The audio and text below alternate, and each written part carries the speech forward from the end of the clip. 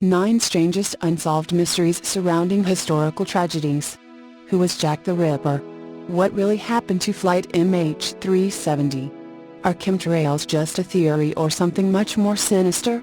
Unexplained mysteries have fascinated the world for hundreds of years, and will continue to do so in years to come. Below are some mysteries related to tragic events in history, which may or may not ever be solved. 1. The Falling Man of 9/11. Never has a tragedy been captured in as much depth and breadth like September 11, 2001. As newspapers published shocking images from the most photographed and videotaped day in history, some were deemed too awful, too confronting for the public to face. In particular, pictures of the estimated 200 people who plunged to their death from the Twin Towers. Trapped, with nowhere to go, it was a heartbreaking way to die as thousands watched on, from the streets of New York to the lounge rooms of those watching on television. One photo, though, was the most controversial of all, the falling man. After the New York Times ran the photo on page 7 the next day, it was branded disturbing, exploitative and voyeuristic. It was to be struck from the record, until it appeared in an Esquire article in 2003. In the days following the terrorist attack, which killed almost 3,000 people, images of heroism and triumph in the midst of tragedy emblazoned the front pages of the papers. But as time passed, there were calls for app photographer Richard Drew's image to be investigated. Who was the falling man and what was his story? Captured at 9:41 and 15 seconds a.m. The man, falling from the North Tower of the World Trade Center, is believed to have been trapped on one of the upper levels. Although attempts have been made to formally identify the man, none have proved successful. Toronto Globe and Mail reporter Peter Cheney, initially tasked to solve the mystery, found the man to be of Latino origin, with a goatee, black pants and a white tunic, similar to that of a restaurant worker. It's possible the man worked at Windows on the World, a restaurant at the top of the North Tower which lost 79 of its employees.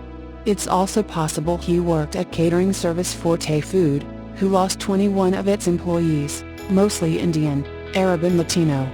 Many had short hair and goatees. One of the men most often linked to falling man is Norberto Hernandez, who worked at Windows as a pastry chef. Cheney took the picture to his brother, Tino, and sister, Milagros, who both identified the falling man as Hernandez. After ignoring his requests and with nowhere else to go, Cheney took the photograph to Hernandez's funeral, and showed it to the eldest of his 3 daughters, Jacqueline. She looked at the photo, then angrily responded, "That piece of shit is not my father," reports Esquire. The picture has since divided Hernandez's family. "They said my father was going to hell because he jumped," said Catherine, one of Norberto's daughters. On the internet, "They said my father was taken to hell with the devil. I don't know what I would have done if it was him." Eulogia, Norberto's wife, refuses to believe it is him. But the one redeeming feature that differentiates the falling man, and could be the key to discovering his identity, is a bright orange undershirt he was wearing under his tunic, seen in a number of the 12 images captured by Drew. "I dressed him," explains Eulogia, "every morning. That morning, I remember. He wore Old Navy underwear. Green. He wore black socks. He wore blue pants, jeans. He wore a Casio watch. He wore an Old Navy shirt. Blue. With checks. My husband did not have an orange shirt." Someone who did regularly wear an orange undershirt, though, was Jonathan Briley. Briley also worked at Windows and was a light-skinned black man, with a mustache, goatee and short hair. His co-workers believe the falling man is him. His brother, Timothy, who was tasked to identify his brother, knew him by his shoes, black high tops, similar to those pictured. According to Jonathan's sister, Gwendolyn, he had asthma and the billowing smoke would have made it hard for him to breathe. He wore an orange undershirt so often that Timothy used to tease him about it. "When are you going to get rid of that orange shirt, Slim? Will we ever know who the falling man is? It's unlikely. But what we do know is the need to confront this picture, and acknowledge the bravery of those souls who had no other choice, who experienced the horror of September 11th in its fullest form, and who need to be remembered, not struck from the record. Never forget." 2. Pearl Harbor's mysterious P-40.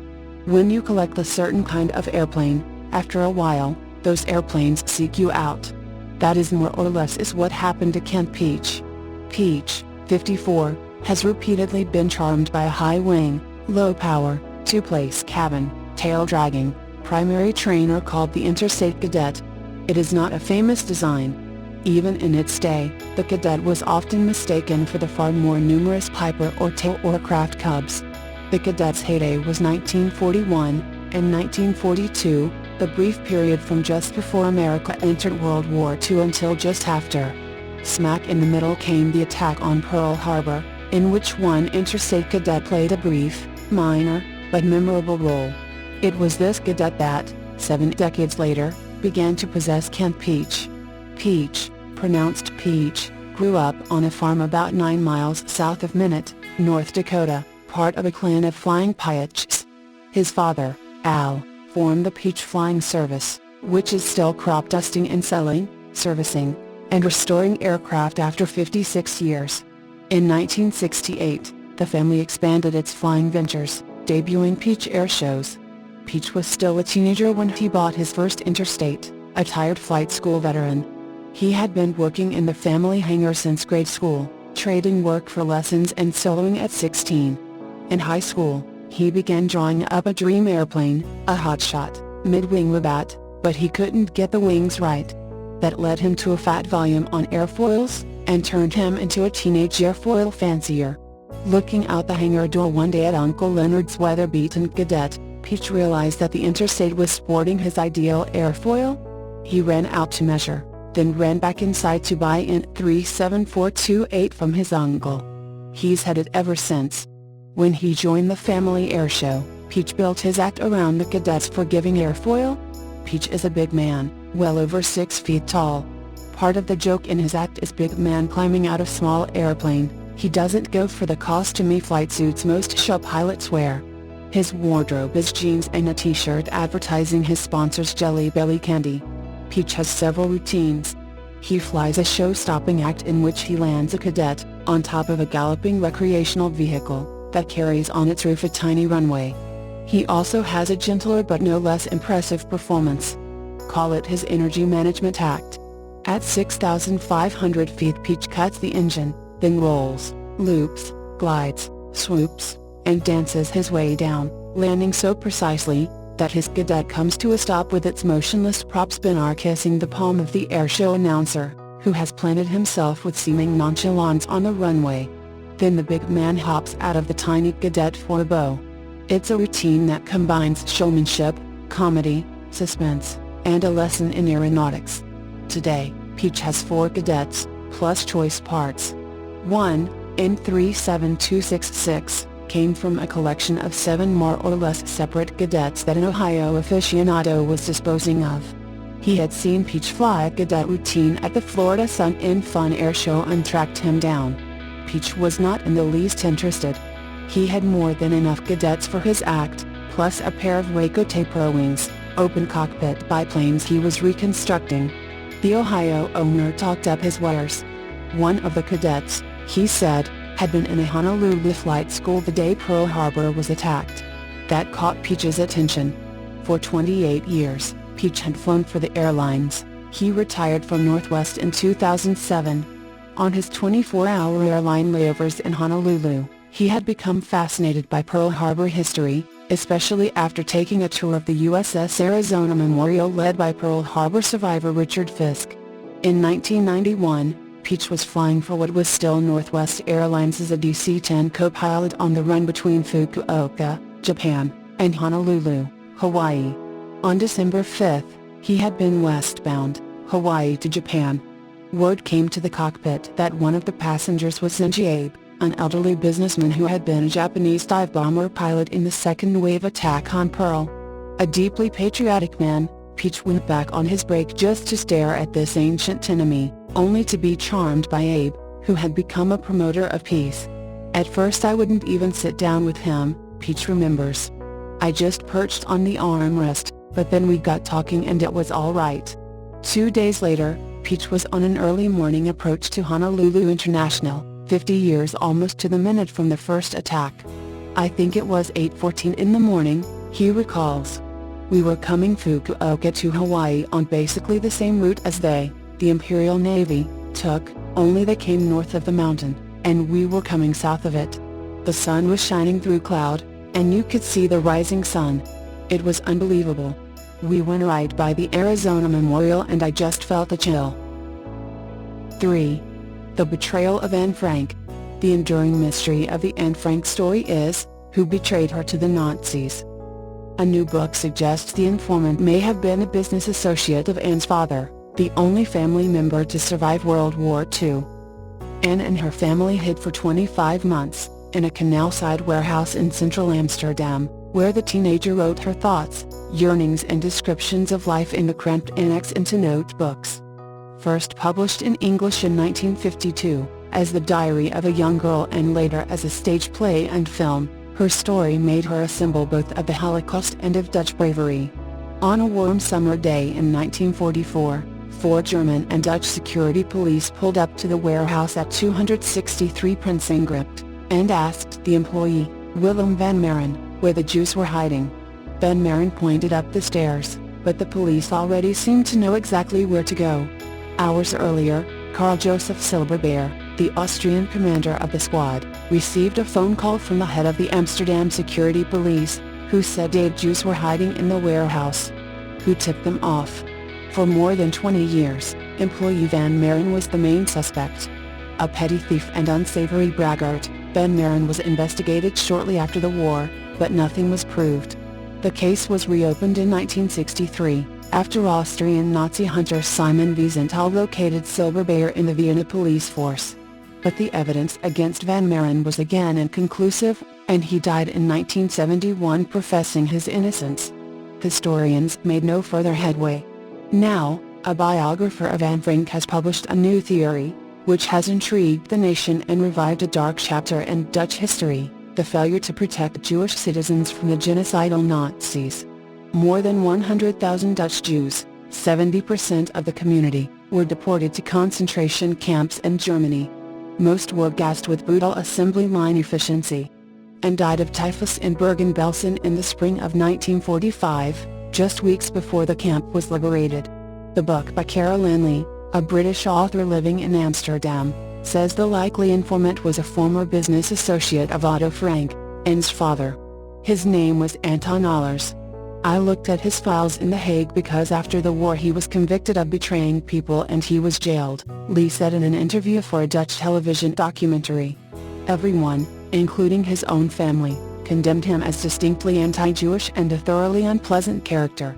The Netherlands Institute for War Documentation, the researchers who published the authoritative version, the diary and the caretaker of the Frank papers, said Allers had not been a suspect until Lee started probing his background for her book, The Hidden Life of Otto Frank, published in March.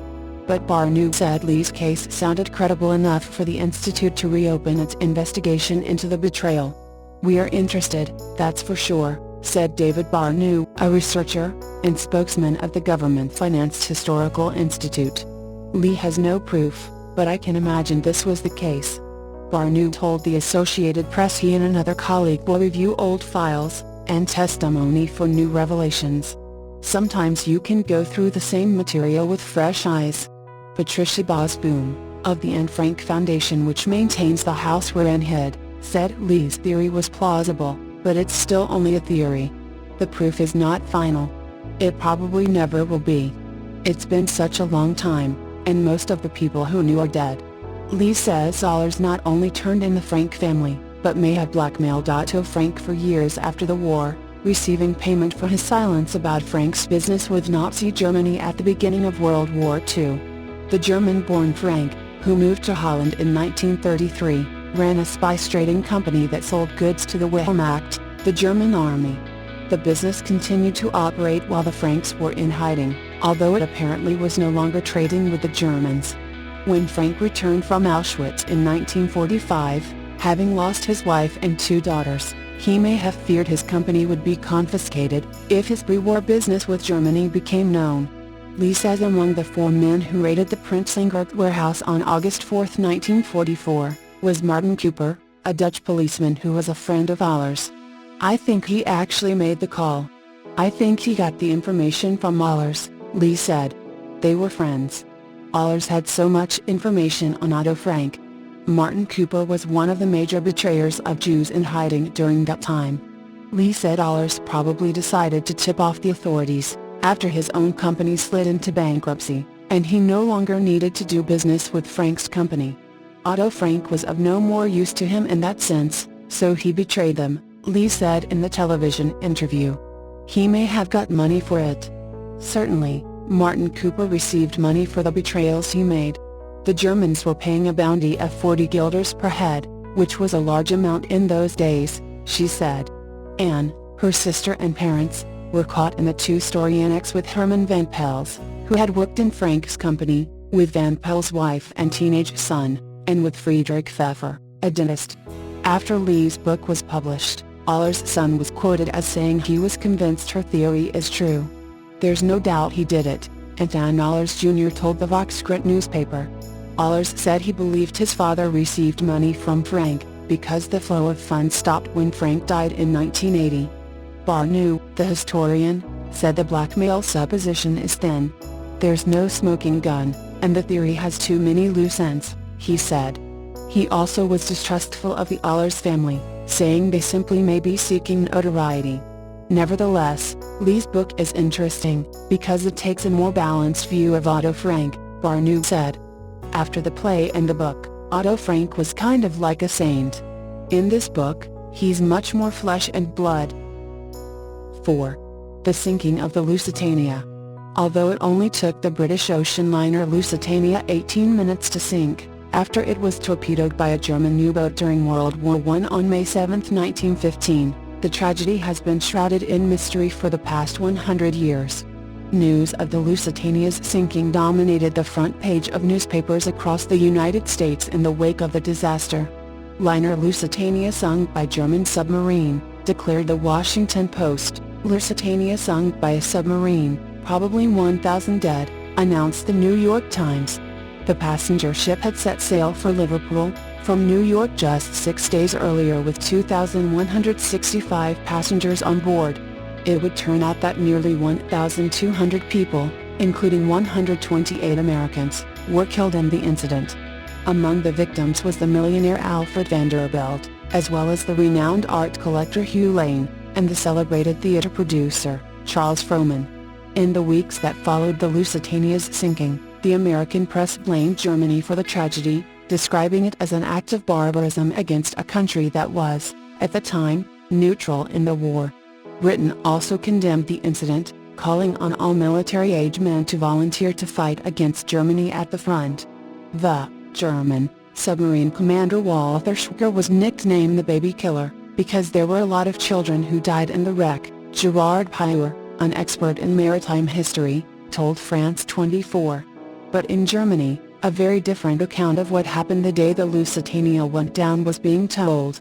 For their part, the Germans said that the British allowed the Lusitania to sink for obscure reasons, and that it was transporting illegal cargo, the historian explained.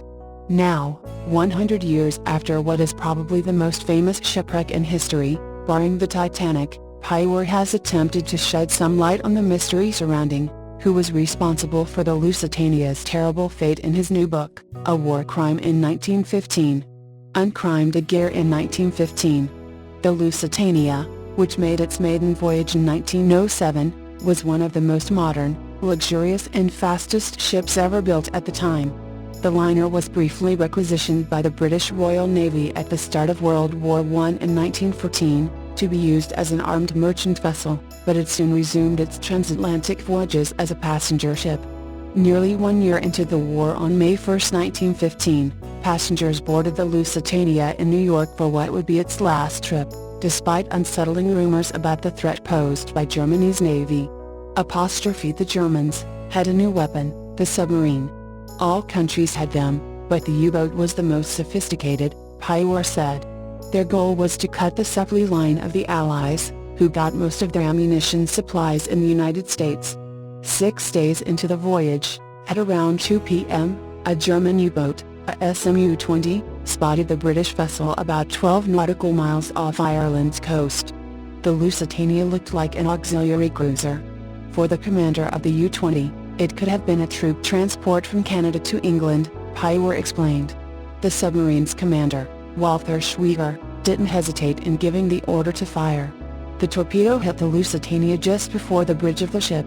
Despite the impact, the boat could have stayed afloat, but there was a second explosion about 15 seconds later, Pyer said. It is the second explosion that has been the subject of much speculation and debate over the liner's mysterious sinking for the past century. Some believe it was caused by cold water hitting the Lusitania's boilers. Others have pointed to 3 German stowaways, who were discovered shortly after the ship set out. And then there are those convinced the blast was caused by stockpiles of ammunition concealed on board. For decades, Britain denied that the boat was carrying any ammunition, before owning up to the secret during the 1970s. Hidden inside the holding were 4,200 boxes of ammunition for small arms, 3,250 shell percussion fuses, and 1,248 boxes containing 5,000 shrapnel shells. There was also 46 tons of aluminum powder, which Pyer said would have posed the greatest danger. It's very dangerous if it is exposed to water because it releases hydrogen, which when combined with the air's oxygen, creates an explosive mixture, he explained. Despite the many hypotheses that have been floated over the past 100 years, it is still unclear what sunk the Lusitania, in part because it now lies 90 meters, around 295 feet, under the ocean. We can access the boat, but we can't go inside. The wreck is a little like a deflated balloon. It's completely fallen in on itself, Pyer said. The boat is also lying on the wrong side. The breaches are starboard, buried in mud. While the exact cause of the disaster remains a mystery, Pyer has no doubts that both Britain and Germany were responsible for the incident. Germany had declared the waters surrounding Britain a war zone, which included the St. George's Canal, which the Lusitania was navigating. The U-20 was therefore within its rights to sink the vessel. And, while the British didn't have the right to transport ammunition on a passenger boat, it was common practice. They didn't think they were putting the passengers' lives in danger, he said. Everyone believed they were doing right. 5. Chaifield Railway Disaster. It's a mystery worthy of Agatha Christie. In the early hours of October 13, 1928, the Leeds to Bristol night mail train was making its way quietly towards its destination. The fog that night was thick, and as the train, with 50 passengers on board, passed through Gloucestershire, the driver and his fireman didn't see the warning signal ahead. Within a matter of seconds, a routine journey had turned into a national disaster. Plowing into a freight train, one coach was thrown across a bridge, and when the gas cylinders used to fuel the lights exploded on impact, the 40 feet high flames could be seen for miles around. Emergency services arrived quickly on the scene, but for many of the passengers it was already too late. 12 of those who died were so badly burned their families accepted the railway company's offer of a mass grave.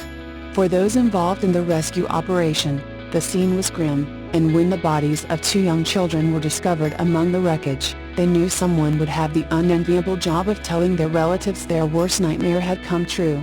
However, no one ever did come forward. One witness described the pair as well-dressed. Another told police officers they thought the boy was about 10 years old. The girl, they said, looked a little younger, and they had assumed they were brother and sister. Despite high-profile appeals, the pair were never identified, and as the years passed the case passed into folklore. It's an intriguing tale, says Nick Blackstock, author of Something Hidden, a fictional account of the crash and its aftermath. I first came across this story when reading the memoirs of the coroner who carried out the inquests, and I always thought it would make a fascinating basis for a novel. In the months which followed the crash, various theories were put forward as to the identity of the 2 children, and some even doubted the bodies had existed at all. Nick admits trying to get to the truth of what happened 80 years ago is impossible, and his novel, which suggests their deaths were part of a cover-up of the very highest order, was completed with a large helping of artistic license. At the time of the crash it was still very much the era of the empire when many wealthy parents lived and worked abroad while their children were educated here, says Nick, who lives in Keighley. At first, people thought that was the case with these 2 children, but no mother or father ever returned demanding to know where their children were. There were suggestions part of their school uniform had been found. Apparently, it bore the motto Luce Magister, which is the one used by Queen Ethelburg near York, but the school always denied any connection to the children. The mystery generated an avalanche of letters to newspapers, and it was from these that truly off-the-wall suggestions emerged. One suggested the remains which were found were in fact those of two ventriloquist dummies, and another claimed they were not children, but jockeys. 4 years afterwards, the lady in black was also seen visiting the Chaifield cemetery, laying flowers at the memorial to the two unknowns, but of course no one thought to ask who she was. Rumor had it a Gloucester solicitor also had crucial information about the crash, but like all good mysteries, he died without ever telling anyone what he knew. Having studied history at university, Nick has always had a fascination with the past, and his first book, Beast, was inspired by the true story of a wolf that terrorized southern France in the 18th century. Something hidden may be set in a different time and place, but it's fueled by the same sense of mystery. There's always a worry when you're writing about historical riddles that, before you've finished the final draft, someone will come forward and reveal the truth, says Nick. Thankfully, no one seems to be able to throw any real light on either of the mysteries I've written about, and for that I am very, very grateful. 6. Haiti earthquake. No one should miss this, an eye-popping report from Justin Elliott of ProPublica, and Laura Sullivan of NPR about Haiti and the Red Cross. As soon as the 2010 earthquake leveled the country, the Red Cross, perhaps the world's most famous disaster relief organization, hit the ground. It dispatched workers, made promises, issued reports, raised money, tons of money. It has heaped lavish praise upon itself. But what did it actually accomplish? The report is here. The details are ugly. It says the Red Cross claims it gave homes to over 130,000 Haitians, but it actually built only 6. There has been, understandably, an uproar. The Red Cross has put out its response to the report, saying it wants to separate myth from fact. Here is the part about the Red Cross's failure to build promised new homes. Do you think it answers the question? I don't. Myth. The Red Cross president promised to provide tens of thousands of people with permanent homes but only built 6 new homes. Fact. The Red Cross has provided more than 132,000 people with safe and durable housing, through a variety of methods. Often, the fastest and most efficient way to get people into safer homes is through rental subsidies, or repairs and all retrofitting of existing homes. We also build and repair infrastructure that is vital to neighborhood recovery, like schools, roadways and water distribution points. The bottom line is that there hasn't been sufficient land available to build new homes, particularly in the most heavily affected areas of Port-au-Prince where people want to live. Haitians don't want to leave the neighborhoods where they all lived, worked and went to school before the earthquake. Red Cross has fulfilled our promise to make sure tens of thousands of Haitians are back in homes. Here is another response offering what the Red Cross says is the real story of the 6 homes. Yes, it says, we built only 6. Haitians, including the former Prime Minister, Jean-Max Belrive, have called for answers and accountability. The Red Cross had a news conference for local journalists on Wednesday in Haiti to respond to the ProPublica NPR report. It went badly. Here's an idea. The Red Cross should hold another news conference, not in Port-au-Prince but at Red Cross headquarters in Washington. It should answer all questions, and give specifics. Meanwhile, Representative Rick Nolan of Minnesota has called for a congressional hearing, which couldn't hurt. 7. MH17 oxygen mask. Investigators have been unable to explain conclusively why a passenger on the ill-fated Malaysia Airlines flight MH17 was found wearing an oxygen mask following the Boeing 777's destruction over Ukraine. The Dutch Safety Board states that the aircraft was shot down by a Russian-built surface-to-air missile, but it has not been able to determine much detail about the situation in the passenger cabin, following the initial detonation. Dutch prosecutors disclosed in October last year that a single passenger had been found, with a mask during the recovery operation. All 3 crew members in the cockpit were killed instantly, by the hail of shrapnel from the warhead, and the 777 subsequently broke up as a result of aerodynamic forces.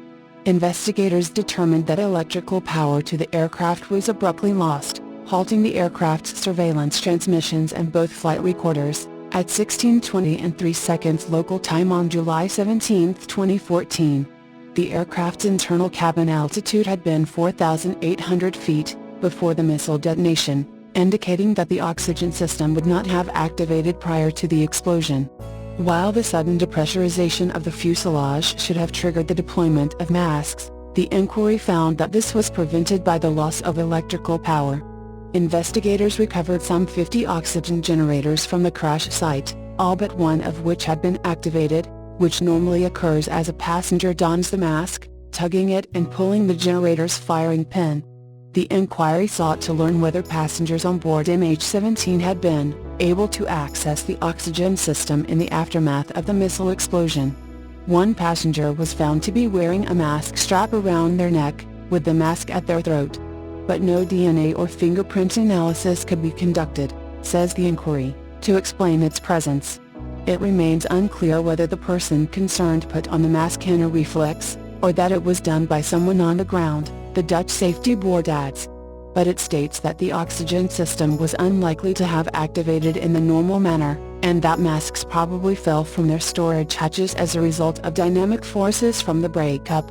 The inquiry points out that only a small force is required to remove the firing pin from the oxygen generator, and that they could have been activated by the missile detonation or during the crash sequence.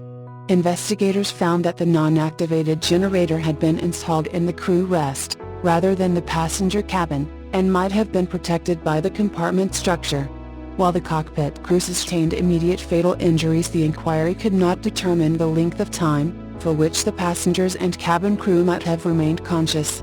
But it says the occupants were probably barely able to comprehend the situation after the initial explosion, given the overwhelming sudden cacophony, and the presence of a high-speed cold airstream and debris. No indications were found that point to any conscious actions, it says, highlighting the absence of any photographs or text communications from mobile devices, although it states, it cannot be ruled out that some occupants remained conscious for some time during the 60-90s, for which the crash lasted. 8. Disappearance of Intrepid. One of the most confounding of the sea's unsolved mysteries is the story of the USS Cyclops.